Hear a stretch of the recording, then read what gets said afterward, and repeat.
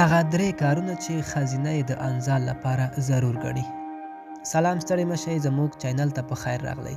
هغه چې کومې خبرې دي ویډیو کې راسره وګورئ.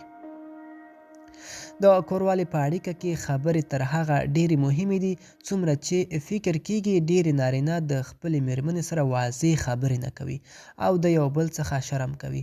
یو څېړنه ښایي چې هغه ښځې چې لیزبین دي، یعنې ښځې د ښځې سره واده کړی وي، یو بل ته هیڅ شرم نه لري او واضح خبرې کوي. دا ډول ښځې په مختلفو لارو چارو 80% یو بل انزال کوي، خو دا څېړنه په عامو جوړو کې ښایي چې صرف 40% نارینه خپلې مېرمنې انزال ته ورسولی شي. دا موږ ته راښایي چې خبرې څومره په یوه اړیکه کې مهمه دي.